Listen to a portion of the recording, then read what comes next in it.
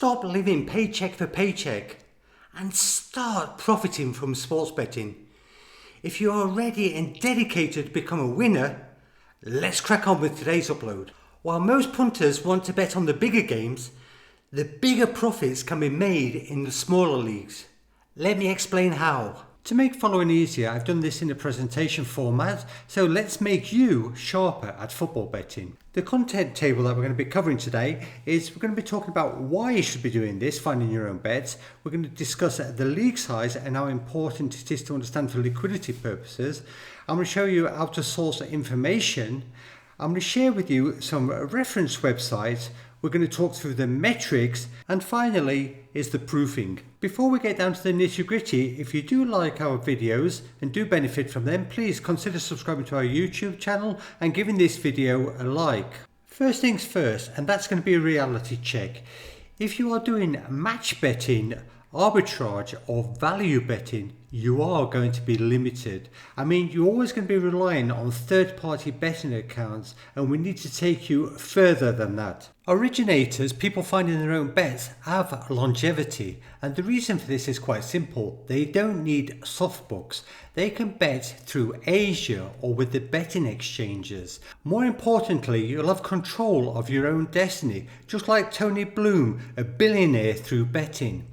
And finally is the value exchange. Now just imagine leveraging your network for opportunities, because as a freeloader you are no value to anyone. But as an originator, you can build a strong network and benefit to the full. As professional gamblers, this part is important to understand.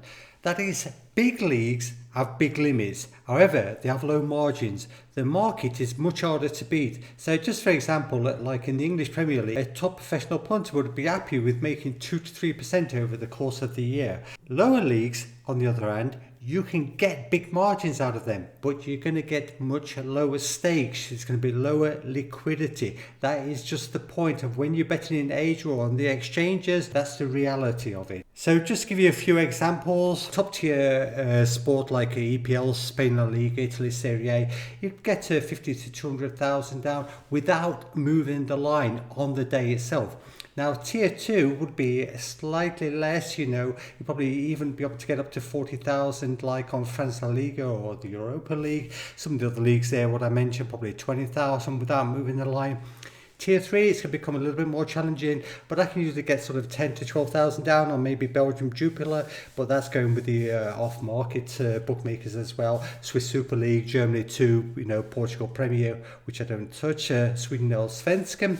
Tier 4 is Finland Veikkausliiga, Norway Elite Series, and then at tier 5 you've got the East Bloc countries and the likes of the second leagues in a few of these northern countries like Holland or Netherlands, should we call them, or Belgium, Ireland and so on, Australia. And then tier 6, it's literally worthless. These are like all the bent leagues like the Turkish lower leagues, Greek lower. Now I'm going to get people coming down here telling me it's totally different, but that's because they've obviously got little outlets within their own country. But that's how I find liquidity in the different leagues. Your big advantage though is that you, as probably a smaller gambler, somebody who's just starting your journey, I mean, it's enough for you to be able to get your sort of hundreds on and consider betting in the small leagues, right? So that's the truth of it. You can go and bet in shops, you can cover even with the soft bookmakers, and as long as the object of the game is just to grow and increase your cash flow and do things right, you can't go wrong. If you're going to pursue the lower leagues and want to source information, this is what I would suggest, right? Consider the language and just work on clubs that you can get information for. Locate all the clubs' websites, right? You're going to get like team news on there. You're probably going to get manager reports. You might even get some videos uploaded, right? So also do the same with social media, because a lot of clubs keep it all pumped up, keep the fans happy, by reporting everything on social media. And then of course you also got the rumours on social media from the fan groups, the supporter groups and so on. And and finally use the local press for reports. Now I promised you a couple of websites that would help with the data. These are both free, and believe me, they're exceptional in my opinion for nothing. So first of all, Soccerstatscom.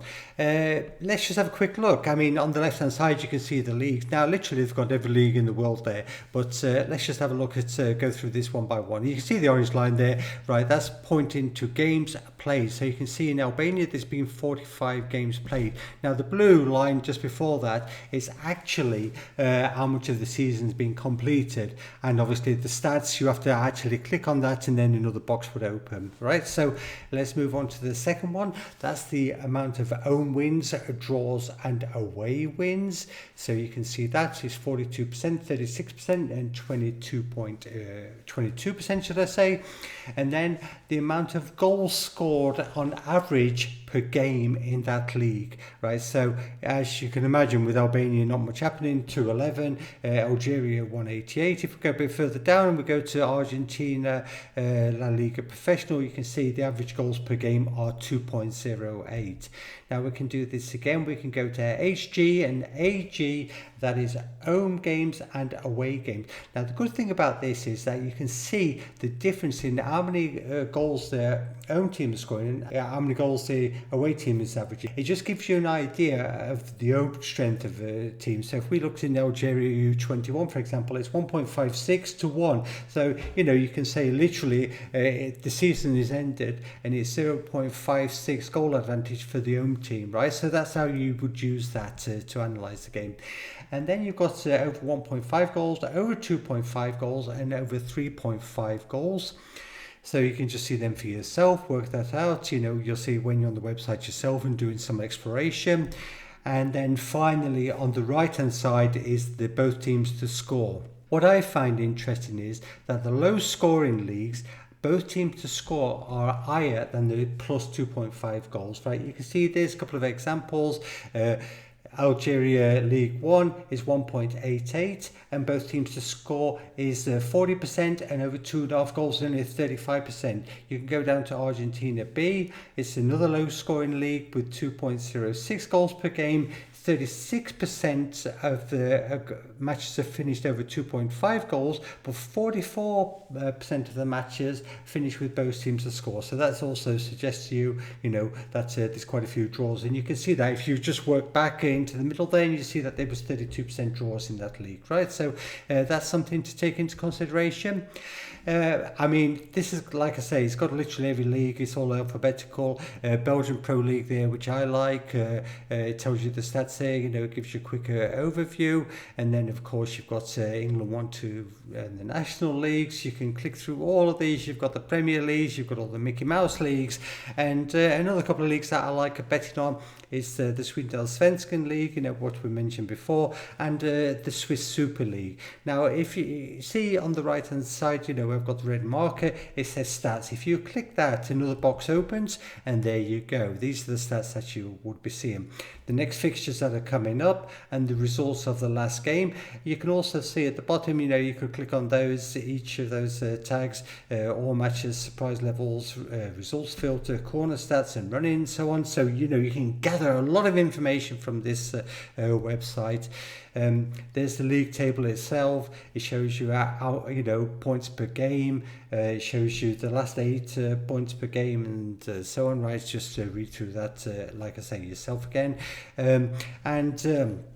This is goals per match. If you look down there where it says TG, this is what when these teams are playing now, which they've been sort of averaging per game, not the team itself, the match itself, right? So that's another important stat. And the great thing is about Soccerstats is you're getting all that information on one side, so you can literally click through it and get a quick understanding of each league, whatever you're betting on, and you should even be doing it for tips that you're getting and so on, right? So just bear that in mind.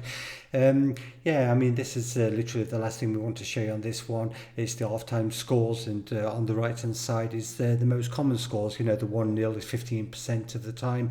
Finished 9 matches that way. And yeah, it just sort of gives loads of info. Check out the site, learn to use the data. It's all for free, and it's absolutely fantastic in my opinion. So the second one is Transfermarkt.com. Now this comes in most different languages, right? So you know, you can play around it, you can make it easier on yourself if you do speak another language better. And what this tells you is all different leagues. It gives you a value of the league itself. So say what they're saying there is that the Premier League is right at the top. It's the number 1 league in the world, and it's got a value of 11.74 billion. That's a player value. And if you just go down to the Bundesliga, you will see it as 4.49. You can also click on the league and have a look at the value of each team. So, I mean, it says Manchester City's most valuable team, which sort of, you know, sort of fits 1.26 billion. It's supposedly the value of all the players. Then the Arsenal, Chelsea, Liverpool. If we look at England League One, you can see the values are obviously lower here, but Birmingham City are the highest valued team, 41.6 million. Huddersfield are the second. That makes sense for a team that were relegated last season. And yeah, again, our Swiss Super League, you can see Young Boys at the top with 65.5 million. Now that value has gone down because of their position in the table at the moment, right? They're the champions, but yeah, that's gone down for that reason. Have a look at what's happening. You know, the value of each player. I haven't done that in any type of market value. As you can see, it's all pretty well mixed if you look on the right hand side. But if you actually clicked on that, you could put it in order. You could have the highest sum at the top or the lowest sum at the top, whichever you prefer. You can see the height of the player. This is the detail. You can see their position, with the name of the player when they joined the club, the age of the player, and you can also see if they're injured, if they're banned, if it's the captain, if it's suspended. Also, you can see, I mentioned a minute ago that Young Boys have got a problem. That's literally the low end of the table after winning the league last year. So what's going to happen? A new manager. You can see there's a new manager coming in. That's very important to keep up with. And also on the right, you can see the top arrivals, players coming and going, and the value of the club. They're saying it's worth 65.5 million, and yeah, the average age is 24.8. The squad size is 29. Now, it's Transfermarkt have literally got this for every team going, every league going, right? So, you know, it is a good tool to have on your side. And Flash Score, and I'll tell you why I like Flash Score for this reason. So let's say, if you can see on the left hand side, this is Young Boys, right? This Sandro Lauper, should I say, he was suspended for the last game. As you can see, if you go to the right, it says not in the squad because he got a red card in the game before, and he's actually banned for the game coming up.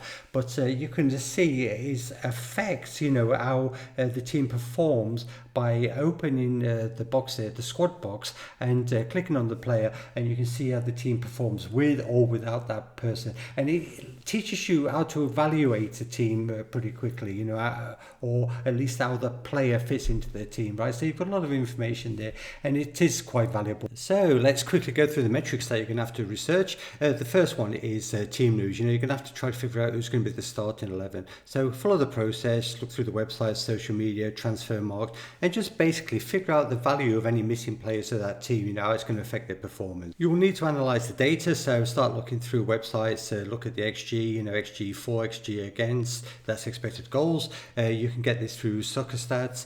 Next up is the team style. This is very important, right? You're going to have to be watching matches, maybe look at highlights, you know, get a feeling for the team. Now, just to give you an example on that one, we did pick up on a team early on in the season called Kfum Oslo. Now, this is in the Norwegian league, and we just figured out pretty quickly that they were great on their counter-attack, but they, you know, they couldn't really do much of the pressing themselves, right? So, you know, they were built to be an away team. Now, sort of proofs in the pudding, as they say, 34 points in total, and 21 of those points were taken on the road. And you can believe me, a lot of the times those odds were pretty big, right? So go watch them play, you know, look at all the different teams of whatever the leagues that you're going to be playing on, and just try to figure out if you can spot an away team that's going to be very effective. The weather time of the day can affect the number of goals in the game. So, you know, that's something to take on board as well. If you see that the weather's deteriorating, you know, they're playing under floodlight, then expect less goals. So it's something, you know, that you maybe want to sort of pounce on if that opportunity comes along. The odds are changing slowly. You also want to consider the distance journey that the away team's going to have to make. Now, sometimes travelling 1,000 kilometres is easier than travelling 200 kilometres. You know, if you're driving through the back streets, it's going to take a long time. But if you're flying from one airport to another, it's going to be done in 2 hours, right? So, you know, try to figure out how that's working. Now, we mentioned off-field issues earlier. You know, if you see that a coach is being replaced, or you know, there's a lot of sort of bantering going on about transfer out, then bear that in mind. And and finally is really sort of head-to-head. Look at the reverse game, and also look at how the teams have played against each other in the past, because that can also bring you back onto that factor, you know, with the distance and the journey. I just want to mention that we also did this video earlier, didn't we, a couple of weeks ago, on easily predict football matches, right? We showed you the sort of how to calculate games there, so, you know, go and check that one out. So finally really is the litmus test, you know, the proof of concept. And I would start by just sort of tracking your own bets. Now, you can make this very simple. You can just use an Excel spreadsheet to get started. If it does become more complex later on, you know, and you want to start involving other people, then you might want to import something like this. It's a bit more in depth, you know, the betting GS software. Now, that does cost like I think it's like $100 a year, so just bear that in mind. Next is the actual proving yourself to others. Now, you can actually do this by signing up to a company, signing up to a website like pickio.com, or maybe even BloggerBet, right? And you can just track your record there, and maybe offer your services if you are any good at this business, right? So that's something. I would also suggest that you look at promoting yourself, and you're obviously going to do this through different social media platforms like X or maybe Facebook groups, but just basically use anything that you know what you can. And now for the big one, really, basically the value exchange. You know what I mentioned earlier, the networking, right? This is where you can really benefit, because the world is your oyster. If you find people on the other end of the planet that you know, are performing well, and you can swap your tips with them, then all of a sudden you're doubling up on your tips, aren't you? You know, it gets more interesting, right? So that's something you could bear in mind. You could be certain if you prove yourself on these other platforms, right, and on social media, pros will approach you. Now, it might not be Tony Bloom, it might not be Star Lizard, but at the end of the day, you know, you're going to connect with the right people, and that's what's important. You know, you'll start making money pretty quickly, right? So as far as creating wealth goes, at the end of the day, it is all about you know, what you're going to be, what's the drawdown, you know, what you're going to be collecting, what you're going to be putting in your pocket. So the dollar sign is important. And as Kobe Bryant says, you know, winners don't make excuses, right? So, you know, get on with it. So that's a wrap. If you have any questions, don't be scared. Leave them in the comments section, and I'll try to get them answered for you. If you want to join the mentorship program and you're an experienced gambler and you want to get to the next level, check it out on the website. Don't forget to like this video and maybe subscribe to the channel. That's it for now. You're through to boot camp again. See you the next one soon. Bye bye.